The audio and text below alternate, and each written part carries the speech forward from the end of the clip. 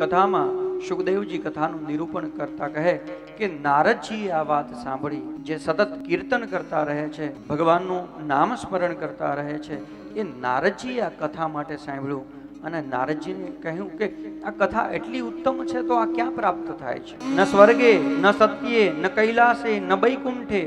આ રસ ક્યાંય નથી. સત્યલોકમાં નથી, વૈકુંઠ લોકમાં નથી, કૈલાશ લોકમાં નથી. આ તો આ ધરા પર જ છે. नारद कीर्तन करते करते आए हैं धरा पर ये कथामृत को पान करने के लिए. धीमे धीमे धीमे नारदजीए परिभ्रमण शरू કર્યું. પણ સ્વર્ગના દેવતાથી જે સાંભળેલી કોઈ વાત નારદજીને અહીંયા જોવા ન મળી. નારદજીએ કહ્યું એમાંની કોઈ વસ્તુ અહીંયા જોવા ન મળી. કારણ કે એ સમય એ હતો, કલિકાલ આવી ગયો હતો. દ્વાપરનું ઠીક પૂર્ણ થવું અને કલીનું આવવું. કલિકાલ જે છે અધર્મનો મિત્ર થાય. કલિયુગનો પરમ મિત્ર કોણ છે? અધર્મ. એટલે અધર્મનું સામ્રાજ્ય જે છે શરૂ થયેલું મહારાજ. અને પરિણામે ધર્મના જે 4 ચરણ છે, કેટલા ધર્મ 4 ચરણ પર ઉભો છે. નારદજીએ આ બધું સાંભળ્યું પણ કાંઈ જોવા ન મળ્યું. બધું ઉલટું જોવા મળ્યું. સત્યમ નાસ્તિ.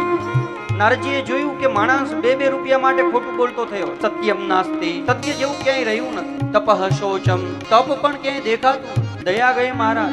દાન જે છે, આજે દાન દે તો એની પાછળનો મનોરથ જે છે કઈ અલગ હોય. આપણે ત્યાં બહુ વડીલો એવું કહેતા હતા, આ હાથથી દાન કરીએ તો આ હાથને પણ ખબર ન પડવી જોઈએ. અને આપણે તો કૂવો બનાવીએ તો પેલા તકતી લગાવીએ, પણ ક્યારેય વિચાર્યું કે કૂવાની અંદર પાણી આપનાર જે છે પરમાત્મા, એને ક્યારે એની નામ લગાવ્યું છે? એટલા માટે દાનની પાછળ માણસને થોડી પ્રતિષ્ઠાની લાલસા છે.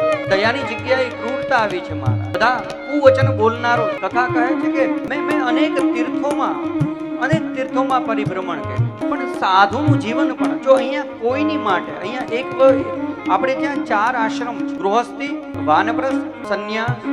તો આમાં બધા જ આશ્રમની વાત થઈ છે. બ્રહ્મચર્ય, ગૃહસ્થી, વાનપ્રસ્થ અને સંન્યાસ, આ 4 આશ્રમ.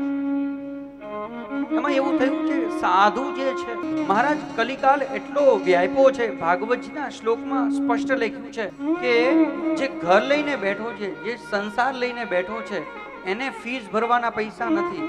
અને આ સાધુના આશ્રમો મહારાજ 5 સ્ટાર જેવા થશે. હા, ઘરે ઘરે બહેનોનું ચાલતું થશે. નાચહી નર માણસ, નાચહી નર મરકટકી નાય. જેમ ઓલો મદારી જે છે એ વાંદરાને પકડે અને ગળામાં દોરડું બાંધીને નચાવે. કલિકાલમાં જે પરિવારના જે છે એનું ધ્યાન ન રાખતા, પોતાનો જ ભાઈ છે, પોતાનો જ બેન છે, એનું ધ્યાન ન રાખતા મહારાજ અનેક કલિકાલના અનેક દોષો બતાવ્યા છે. આ અનેક દોષો જોવાથી નારદજી નારાજ થયા કે હું સાંભળ્યું ને લાલાયિત થયો હતો કે ભગવાનની કથા મને પ્રાપ્ત થાય, પણ અહીંયા તો કથા જેવું કાંઈ પ્રાપ્ત થયું નહીં. નારદજી આગળ વધતા નારદજી એક બહુ મોટું કૌતુક જોયું. એક યૌવન સ્ત્રી છે અને એની બાજુમાં 2 વૃદ્ધ પુરુષો પડેલા છે. તો એ જે સ્ત્રી હતી એને નારદજીએ અવાજ કર્યો, હે સાધુ 2 મિનિટ ઉભા રહો, મારી ચિંતાનો નાશ કરો. નારદજી એ સ્ત્રી પાસે ગયા અને પૂછ્યું, દેવી આપનો પરિચય, આપ કોનો? એ સ્ત્રી પોતાનો પરિચય આપે છે નારદજીને. નારદજી આપને મુझे નહીં પહેચાના, મારું નામ ભક્તિ છે અને આ બંને મારા પુત્ર છે. એકનું નામ છે જ્ઞાન, એકનું નામ છે વૈરાગ્ય. નારદજીને બહુ આશ્ચર્ય થયું. મહાયૌવન છે અને એના બાળકો વૃદ્ધ, આ કઈ રીતે બની શકે? ભક્તિ દેવીએ કહ્યું કે હા, આ અધર્મ ચાલી રહ્યો. કલિકાલનો મિત્ર અધર્મ છે, એટલે બધે જ અધર્મ ચાલે છે. પરિણામે જ્ઞાન અને વૈરાગ્ય જે છે એનું કોઈ લેવાલ છે? જ્ઞાન કોઈને જોતું નથી. આપણે બધા જ પોતાને જ્ઞાની માનીને બેઠા છે. એ જ પેલી અજ્ઞાનતા છે. જ્ઞાન વૈરાગ્ય ના માનો. તમારામાં જો જ્ઞાન હોય, ખરેખર આ મોટો છે એનું નામ શું છે? જ્ઞાન છે. અને એનાથી નાનો છે એનું નામ શું છે? વૈરાગ્ય છે. હવે જ્ઞાન આવે પછી વૈરાગ્ય આવે તો જ સાચી ભક્તિ આવી સમજવી. જ્ઞાન એટલે આ જગત આજ નહીં તો કાલ છૂટી જ જવાનું છે, એ સાચું જ્ઞાન છે. અને એ છૂટી જ જવાનું છે તો એના માટે ક્લેશ શા માટે? इसलिए जो पास है उसमें भी संतोष और जो छूट रहा है उसमें भी संतोष. એમાં પણ અસંતોષ નહીં, એમાં પણ ચિંતા નહીં. ભગવાનને જે કહ્યું. નારદજીએ કહ્યું કે આપના બાળકો વૃદ્ધ છે, માં યૌવન છે. આનો અર્થ એક એવો પણ થાય કે માં તંદુરસ્ત હોય અને જેના દીકરા બીમાર હોય એ માં કઈ રીતે સુખી રહી શકે? નારદજીએ પ્રયાસ કર્યો છે. અનેક વાર ગીતાજીના પાઠ કર્યા, અનેક વાર ઉપનિષદના પાઠ કર્યા, પણ જ્ઞાન અને વૈરાગ્ય એ થોડી વાર તો જાગૃત થાય પણ પાછા સૂઈ જાય. નારદજીએ ભક્તિને વચન આપ્યું છે, એ ભક્તિ દેવી, તારા આ બંને પુત્રને હું જાગૃત કરીને રહીશ, એની યૌવન અવસ્થા પાછી અપાવીને રહીશ. મને કોઈ સાચો માર્ગ મળે તો અહીંયા જ બેસજે, હું તારા આ દુઃખને દૂર કરીશ, હું તને વચન આપું છું. અને નારદજી ફરતા ફરતા સનત કુમારને મળ્યા છે. સનત કુમારને મળ્યા અને નારદજી ચિંતામાં છે, કારણ કે અનેક વાર ઉપનિષદનો પાઠ કરવા છતાં એનું કાર્ય સિદ્ધ ન થયું. એટલે નારદજી ચિંતામાં છે. સનત કુમાર સામે મળ્યા એટલે સનત કુમારે નારદજીને પૂછ્યું. સનત કુમાર નારદજીને પૂછે છે, નારદજી આપ કેમ ચિંતામાં છો? તમે વિવાહ તો કર્યા નથી, તો સંસારની કોઈ જવાબદારી છે નહીં. સતત ભગવાનનું નામ લેનાર આપ, જગતને ચિંતાથી મુક્ત કરનાર આપ ચિંતામાં કેમ છો? નારદજીએ સનત કુમારને કહ્યું છે, મેં એક બહુ કૌતુક જોયું છે. એક માં છે અને એની બંને બાજુમાં પડેલા એના વૃદ્ધ દીકરાઓ છે. એને જાગૃત કરવાના મેં બહુ પ્રયાસ કર્યા પણ એ જાગૃત થયા નહીં. હવે હું, કારણ કે મેં વચન આપ્યું છે એનું કે હું એને જાગૃત કરીને જ રહીશ. હવે શું કરવું?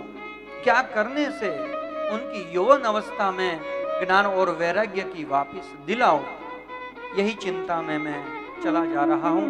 પણ ભગવાને કૃપા કરી, તમારી જેવા સંતો મળ્યા છે, હવે મને મારી ચિંતાનું નિરાકરણ મળશે.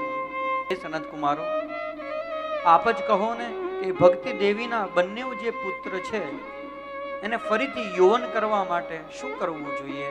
સનત કુમારોએ નારદજીને કહ્યું છે, એ નારદજી, તો કોઈ ચિંતાની વાત જ નથી. કારણ કે એક કામ કરો, તમે ભાગવતજીની કથા કરો. એમના માટે ભાગવતજીની કથા માત્રથી એનું જ્ઞાન અને વૈરાગ્ય જાગૃત, ભક્તિ દેવીના બંને પુત્ર જાગૃત થઈ જશે. આપ ભાગવતજીની કથા કરો.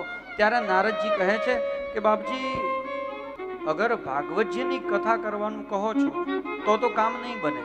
કારણ ભાગવતજી શું છે? વેદ અને ઉપનિષદનું ભાગ તો છે. તો એને વેદ અને ઉપનિષદ જે છે, નિગમ કલ્પતરોલ ગલિતમ ફલમ, નિગમ કહેતે હૈ વેદ કો. વેદ વૃક્ષનું અનેક વેદની છે ને અનેક શાખાઓ છે, પણ આ ભાગવતજી વેદ વૃક્ષની શાખા કે પાંદડા નથી. આ ભાગવતજી વેદ વૃક્ષનું ફળ છે. સનત કુમારો કહ્યું કે કામ બનશે. નારદજીએ પ્રાર્થના કરી છે, બાપજી, અગર જ્ઞાન અને વૈરાગ્ય એ જાગૃત થતા હોય તો આપના જેવા સમાન, આપના જેવા મહામતી વક્તા ક્યાં મળશે? એક કૃપા કરો ને, તમે જ કથા કરો ને. પરિણામે શ્રી નારદજી કથા કરવાની માટે તૈયાર થઈએ છે. અને નારદજી અને સનત કુમાર બદ્રિકાશ્રમમાં મળ્યા છે, પણ બદ્રિકાશ્રમથી થોડા નીચે આવે છે. કારણ કે બદ્રિકાશ્રમ જે છે એ સંન્યાસની જગ્યાઓ છે, ત્યાં સંન્યાસી વધારે રહે. તો કથાનું સ્થળ નક્કી કરવામાં આવ્યું. કથા જ્ઞાન અને વૈરાગ્યની માટે ક્યાં કરીએ? બોલે આપણે હરિદ્વાર કરીએ. હરિદ્વાર એક એવો પ્રાંત છે કે હરિદ્વારથી નીચે બધા સંસારી રહે છે અને હરિદ્વારથી ઉપર બધા સંન્યાસી રહે છે. બાબા, એવી જગ્યાએ કથા કરીએ કે એનો લાભ બધાને જ. નારદજી યજમાન બન્યા છે અને સનત કુમાર વક્તા બન્યા છે. ભક્તિની માટે સંકલ્પ કરી અને કથા શરૂ થઈ છે. અને સનત કુમાર બોલ્યા છે, સદાશવ્યા શ્રીમદ ભાગવતી કથા. તો આ કરવાથી શું થાય? બોલે હરિશ્ચિત્તમ શ્રમાશ. ભગવાન શ્રી હરિ જે છે એ નિત્ય આપણા ચિત્તમાં રહે છે.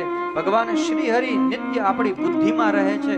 અને આપણી બુદ્ધિમાં ભગવાન જો નિત્ય રહે ને તો એનો સૌથી પહેલી અસર એ થાય, આપણે પોતાનું પણ કલ્યાણ ચાહીએ અને આપણે બીજાનું પણ કલ્યાણ માંગીએ. આનું નિત્ય શ્રવણ કરો, આનું નિત્ય પાન કરો.